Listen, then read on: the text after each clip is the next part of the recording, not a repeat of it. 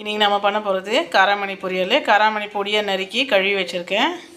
1 spoon மிளகாய்த்தூள், 1/4 spoon மஞ்சள். இது வீட்டில் அரைச்சி வச்சுக்கிற பொடி. இந்த பொடியை நெக்ஸ்ட் வீடியோவில் காட்டுறேன். இது 1 டேபிள் ஸ்பூனு. இப்போ ஒரு கடாய் வச்சுருக்கேன். கடாய் காஞ்சிச்சு. இதில் எண்ணெய் ஊற்றிக்க.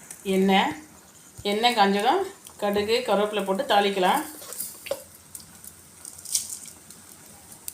கடுகு பொரிஞ்சது கருவேப்பிலை போட்டுடலாம். கடுகு பொரிஞ்சு கருவேப்பிலை. இப்போ வெங்காயம் போட்டுக்கலாம். வெங்காயம் 1 தான் எடுத்துக்கிறேன். கட் பண்ணி வச்சது பொடியாக. இப்போ வெங்காயம் வதங்கிச்சு. இப்போ நம்ம காராமணி ஆட் பண்ணிக்கலாம். அதுக்கு முன்னாடி கொஞ்சம் உப்பு போட்டுக்கோங்க. உப்பு வந்து எவ்வளோ தேவையோ அவ்வளோ போட்டுக்கோங்க. இப்போ கட் பண்ணி வச்ச காராமணியை போட்டுக்கலாம். இதை மிக்ஸ் பண்ணிடலாம். இப்போ மிக்ஸ் பண்ணியாச்சு. இதில் வந்து காரம் வந்து எவ்வளோ தேவையோ அவ்வளோ போட்டுக்கோங்க. நான் 1 ஸ்பூன் போட்டுக்கிறேன். ஏன்னா இந்த அரைச்ச மசாலா போடுறதுனால 1 ஸ்பூன் போட்டுக்கிறேன். இதில் வந்து ஒரு 1/2 ஸ்பூனு. இப்போ மஞ்சள்தூள் ஒரு 1/4 ஸ்பூனு. இப்போ இதெல்லாம் மிக்ஸ் பண்ணிடலாம்.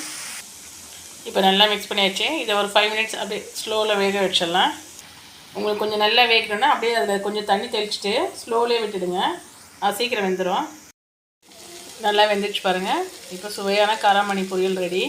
இந்த வீடியோ பாருங்கள், லைக் போடுங்க, கமெண்ட் பண்ணுங்கள், சப்ஸ்கிரைப் பண்ணுங்கள்.